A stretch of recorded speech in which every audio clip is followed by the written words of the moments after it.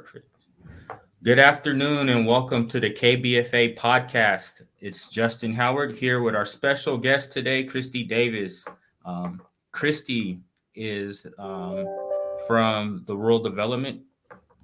I'm going to read her title exactly how I see it here. Um, why don't you just go ahead and tell us your title Sure. and give us Christy some of Davis. what you do. Christy Davis. I'm the USDA Rural Development Director for Kansas. Every state has a presidential appointee in my position, and I'm the appointee for the Biden administration for Kansas. Awesome. So why don't we just continue with you sharing your journey with us? What got you and landed you into this role? Oh, wow. I guess a lifetime of lots of different experiences. My background is actually in historic preservation. I have background in architecture, architectural engineering, and public history. My first real job while I was in grad school was as a preservation planner for the city of Newton in Kansas, so just north of Wichita. And then I worked in state government as well. I've worked in the nonprofit field. Most recently, I spent about 6 years as executive director of Symphony in the Flint Hills, which is really a conservation organization. And throughout all of those roles, and also some consulting work that I've done over the years, I've worked a lot in rural communities, doing rural development type projects, helping people find funding for the projects that they need, and working on public policy related to the issues that are important to these communities. Hi, Johnella. Hi. And welcome, Dr. Johnella Holmes. Good afternoon, Dr. Holmes. Good afternoon. Well, thank you so much, Ms. Davis, for doing this. I am so happy that you agreed to be one of our podcast persons here. Your dedication and your fortitude and your encouragement and your motivation has just been breathtaking, and I truly appreciate it. And I think Nicodemus is just going to benefit greatly. Not only KBFA, but Nicodemus is going to benefit greatly from our partnership and the way that you intend to work with us. I think that's great. Well, it's my job, and I love it. Yeah, but you've taken it a little past your job, working on the grant. I hope we hear something positive soon. Yes. From that, and the way your team contacted me afterwards, because we had so many problems uploading, they did take special effort to contact me afterwards and make sure everything was submitted properly. Good. Yeah, I have an incredible team. Yeah. They are true public servants. Uh-huh. All right. So briefly tell us about USDA Rural Development. What is it? What is the purpose? What do you guys do over there? Well, I know folks in production ag are probably very familiar with USDA, in particular FSA, Farm Services programs. And they have a presence, of course, on the ground in Kansas. We do too. We are also included in the Farm Bill, but we're a small piece of it. In fact, I think we're 1% of the Farm Bill is for rural development, and it is a greatly needed piece of those programs. We have 3 main funding programs, and haven't changed a whole lot over the years. One of those is business programs. So many of our programs are finance related. So we offer subsidized financing for the kinds of projects that wouldn't happen in the private sector alone. So we have business programs. We also have housing programs. We have both single family and multifamily housing. In Nicodemus, if your folks are familiar with that, there is a project there that we did probably in the late 70s or early 80s. That was a USDA Rural Development multifamily housing project. And then we also have financing for single family housing in rural communities as well. And then we have we've had historically both direct lending, but also we work with lenders. And so we offer backing for funding for those types of projects for housing, business. And then our third program is community programs. And we do a lot of, rural healthcare, water projects, utilities. We've done a lot of financing for hospitals, and we can offer lending rates that are less than what you'd have in the private sector and actually make the numbers work on those projects. Because as you know, Kansas communities are relatively small and they're spread over a very large area. And so a lot of times, in order to provide healthcare, there's some subsidies involved in that, making that possible for folks to continue to live in their rural communities. Nice. Perfect. Okay. So I see that you're the director for USDA RD. So what is that role exactly? If you could sum it up into one sentence, how would you? Oh, wow. One sentence. Yes. Yes. Oh my. Well, that's a lot of pressure. I think that if I was to sum it up, my role in one sentence is I'm the head cheerleader for rural Kansas. How's that? Nice. I see that I as my like job. that. These communities, 75% of the communities in Kansas have fewer than 1,500 people. These are small places, some smaller than others. And really, it's important, I think, for somebody to be listening to their concerns, identifying what the issues are, and then helping solve problems. So a lot of what I do is working with folks, making them aware of programs that may be a good fit for what they're already doing in their communities, building trust with Kansans. I think rural folks in general aren't always the biggest fans of federal government.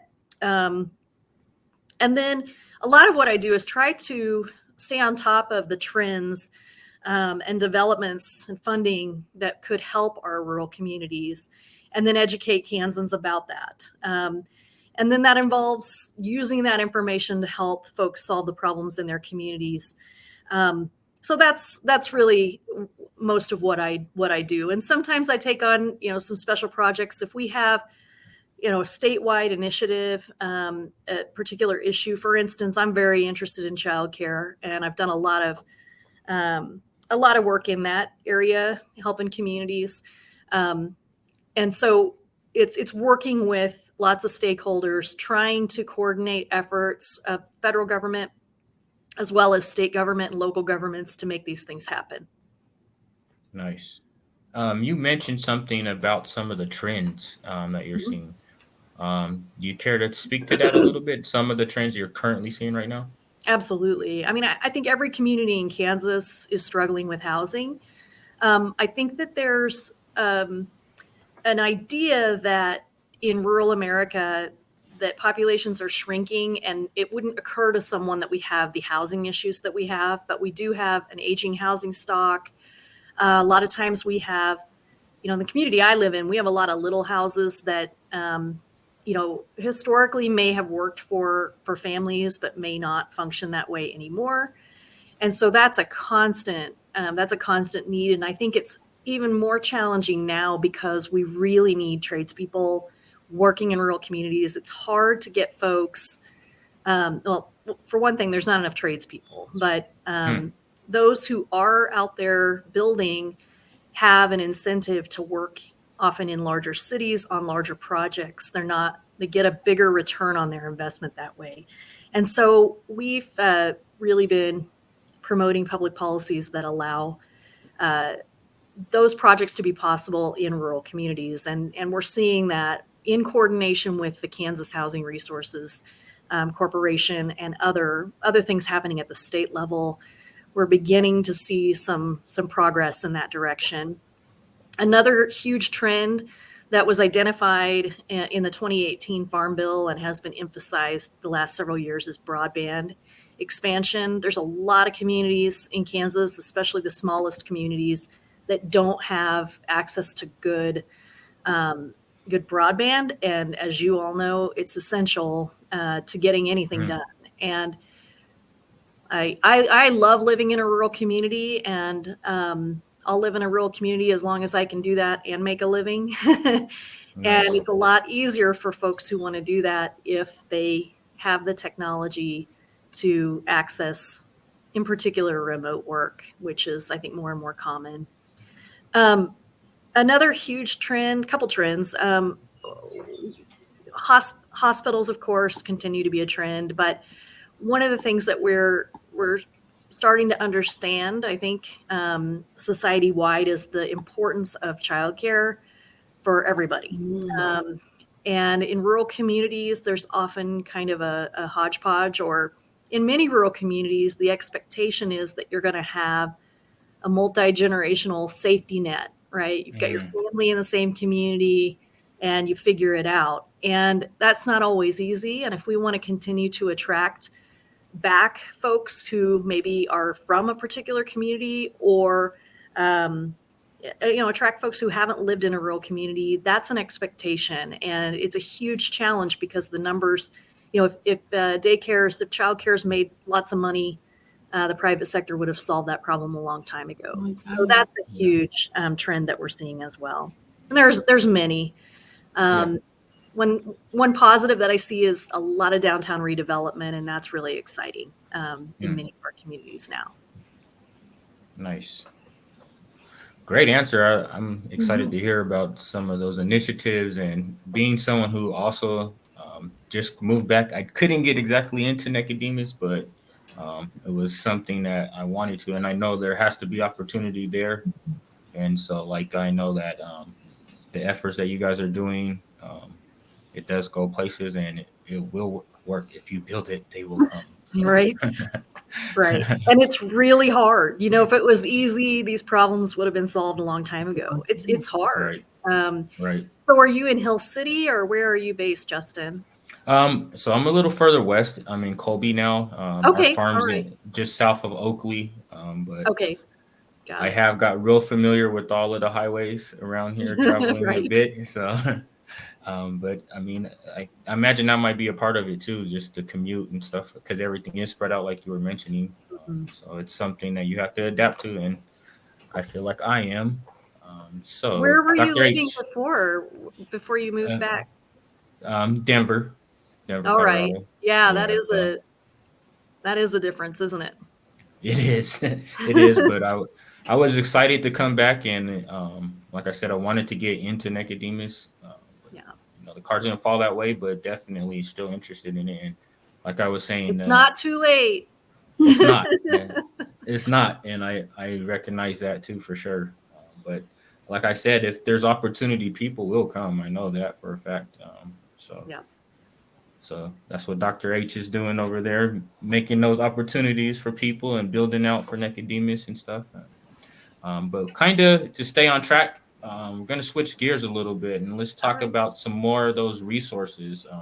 Some of those specific programs that RD is doing with the USDA. Sure. Well, I know right now we have been in discussion, of course, with Kansas Black Farmers Association on an SDGG grant that would help both Nicodemus and KBFA.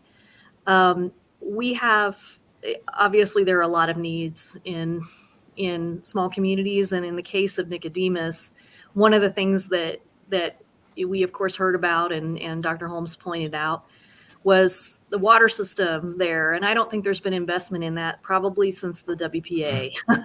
So 1930s, we're going on, 100 years before there was, since there was a major investment in infrastructure there. So that is the type of work that we do in a lot of communities. We're working on water systems, both with rural water districts, and also we work with municipalities as well. So that's one program that's actually that's kind of gone on for a number of years now, and I don't think we've ever had an application from Kansas, and so that was one that was a really great, I think, a great fit, something that KBFA, it was a good tie there, and you're one of the few organizations in the state really that could take advantage of that program. So I was excited to have the opportunity to work with Dr. Holmes and really get an application in for that program. Those are nationally competitive. And so, again, cheerleading, right? We got the ag community in Kansas behind that project. And in the end, of course, someone in Washington, D.C. will make that decision, but I'm hopeful that our support means something on that project. We also, we do a lot of, waters and sewers through our WEP program.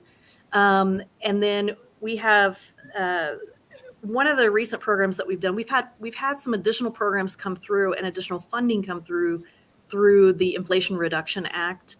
And also before that through ARPA funds. And so we've had some additional money.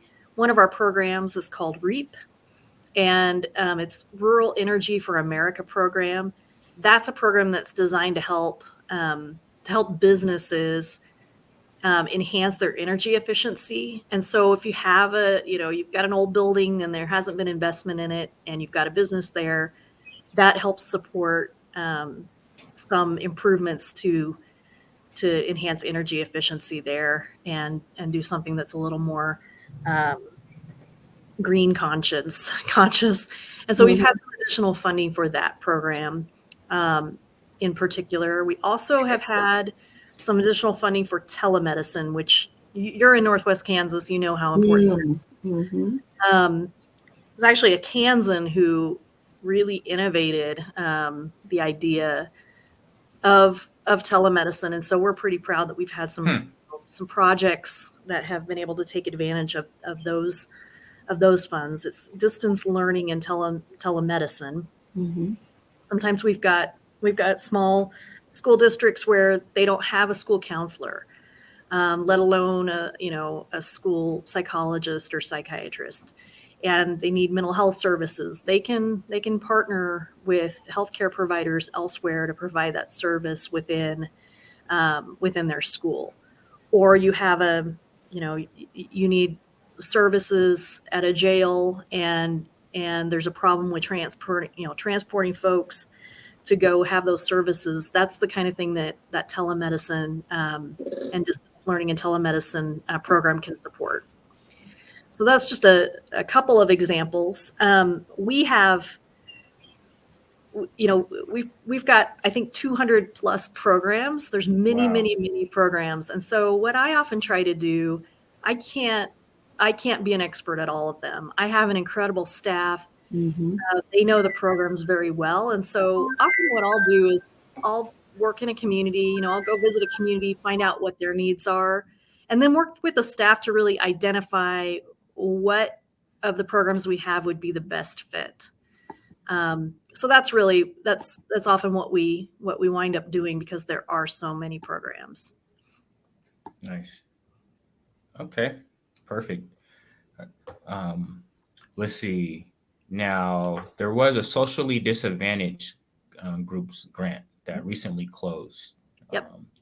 So 2-part question. What is this grant, and will it be available again? Yes. So it is a program that is available on a regular basis. So that wasn't one that was funded just with relief money.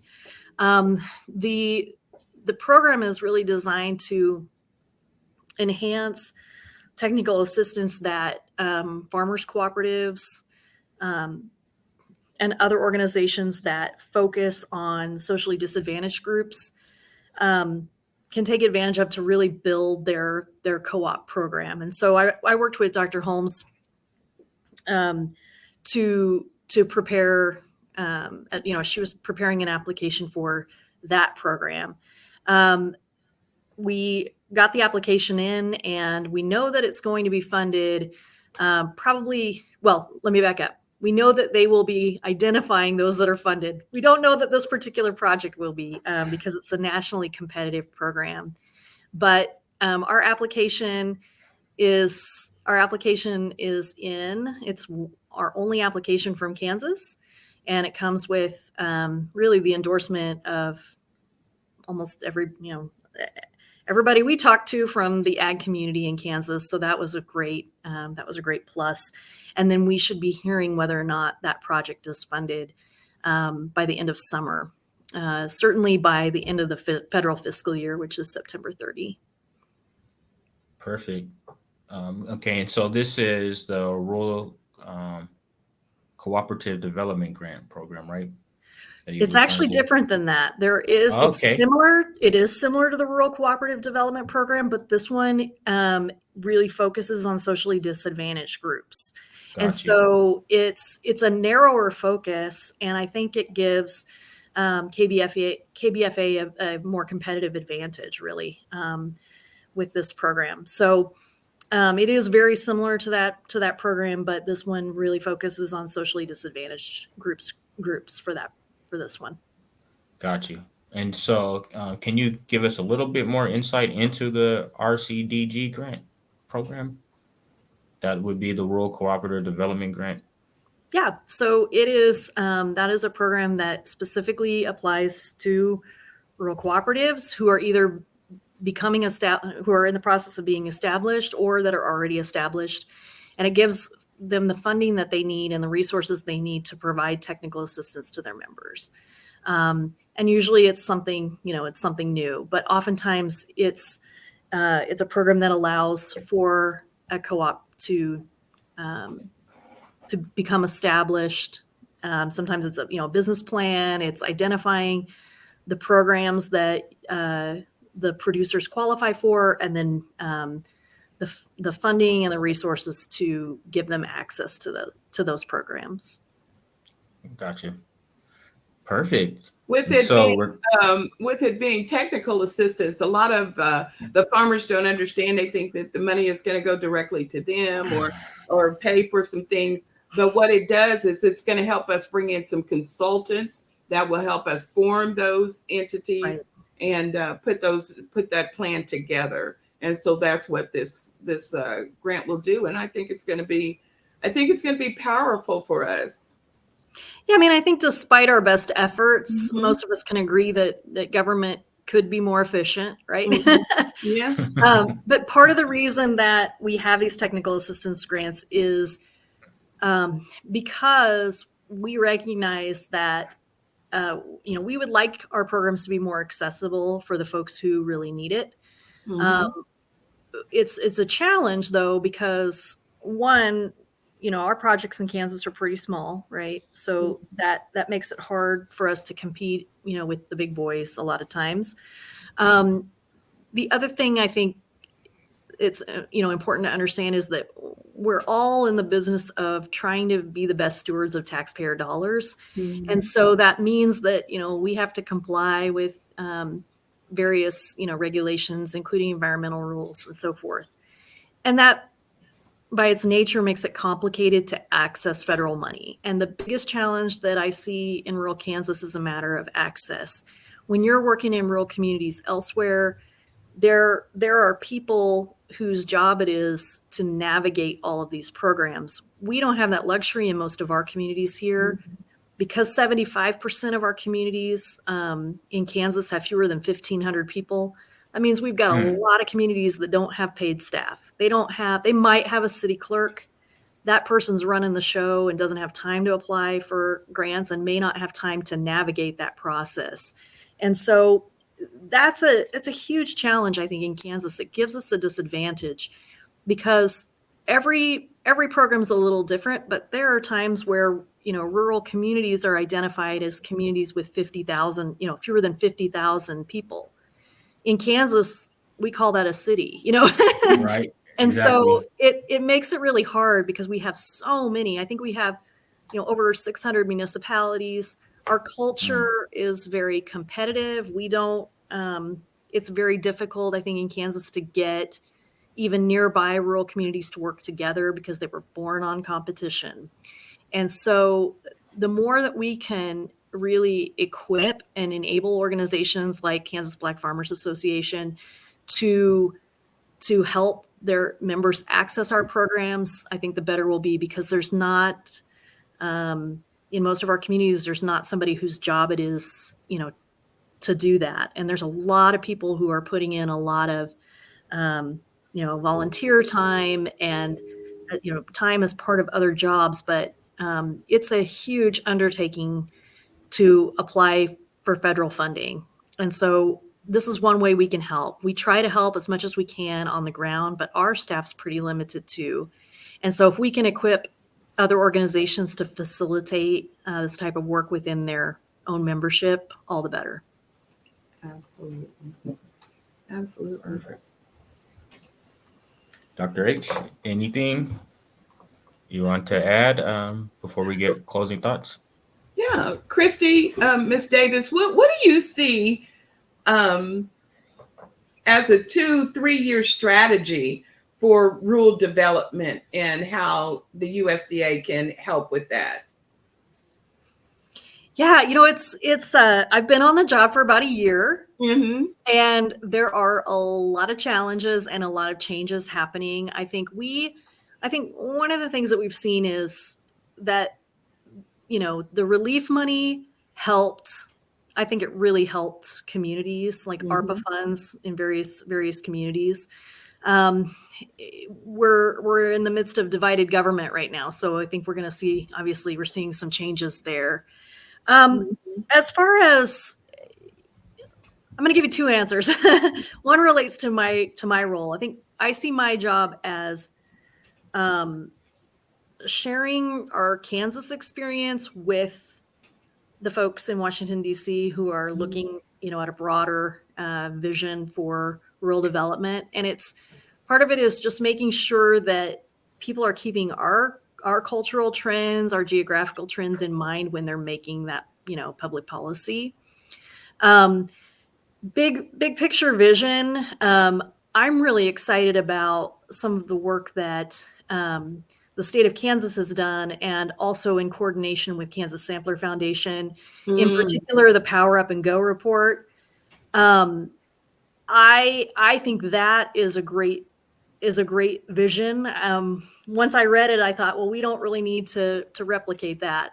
The idea with that report is trying to identify ways that we can bring and retain young people, and in particular young families, to rural communities in Kansas. And I see that it's working. I'm really excited to see young families moving back to smaller communities, but we've got to give them the tools to make that possible. And that means not just housing, but affordable housing. Right now, I think the average new construction house is, even in rural communities, it's pushing $300,000. And that's something that, I can't afford it. I don't live in a $300,000 house. I got my house for $50,000. And it's pretty nice, but that is a huge challenge, especially for young families and couples to try to move back. Childcare is a huge, big issue. I also think, and this has been a trend for a long time, but I think Kansas, we're finally showing it. I am excited about this trend toward authenticity, toward really honoring our story, not apologizing for it, just saying, here's our story. We're Kansans. We're unapologetic about it. Here's what makes Kansas great. Are we perfect? No. Are we trying to make things better? Yes. Is it okay to live in a small town? Yes. Are you a backward rube if you live in a small town? No. Is there culture in small communities? Yes. And again, this is kind of big picture, but I really see the future of rural Kansas as an appreciation for community. And this doesn't have to do with any funding program or anything specifically related to USDA rural development. But I think I see a lot of communities owning their story and really working to try to understand the whole story, and really honoring what makes them, an authentic place, not trying to be the suburbs, not trying to be a city, and recognizing that there's value in that. And the biggest part for me is community. I work in Topeka during the week. I'm okay with that. But man, I live in a town of 900. I can't wait to get back there. That place makes sense to me, and it's a place where I can connect to people, real people in person, and help solve, problems on the ground. And that's really what matters. And I think that's what rural Kansas has that you can't find elsewhere. Is it perfect? No. Exactly. But you create community, and there's some amazing people who are recreating community. I mean, clearly Nicodemus is a great example of that. And there's true value in it. And I think so many of us, I don't know if you, Justin, I'd love to hear more about your story, but there are a lot of us who were raised to leave, Right. to be a success. That meant getting out of your small town. That meant getting out of Kansas a lot of times, and going into the corporate world. And we got some educated folks here on this call. But it was like you got an education and you went away, you left. And I think it's really important for people to understand that we need thinking, educated, enthusiastic people in rural communities to help us build community. Yeah. Beautifully said. Beautifully said. Yes, I agree. Okay. I mean, I feel like that was a great way to end things today, on a really positive note, and something that people can meditate and think about, especially our viewers who are considering moving back. Hopefully we have some out of our viewership that are wanting to get back, especially to Nicodemus, and help with that initiative. Thank you for explaining some of the programs and clearing up the differences between similar programs today. I don't know that really, I did that. But you definitely did about the Rural Cooperative Development Grant and some of the other socially disadvantaged group grants and things that aren't necessarily clear and a lot of the time hearsay. But if we get it straight from the top, it's not. But it's not all clear to me either. But we have people who can help. I think the key is. You tell us what your priorities are, and we'll help you find the programs that are a good fit. And it may, whether it's one of our programs or not, whether it's one of our programs or there's someone in state government we can point you to. We don't care who gets the credit for it and what little box it fits in. We want to see rural communities succeed. Well, that's good to hear, because sometimes I know approaching some of these opportunities, it doesn't feel like that always. It always feels isolated in a container. And people like us are like, well, it's the USDA, and we don't realize always that there's different, faucets that get turned for different things. So and that's helpful and refreshing to hear from my standpoint personally.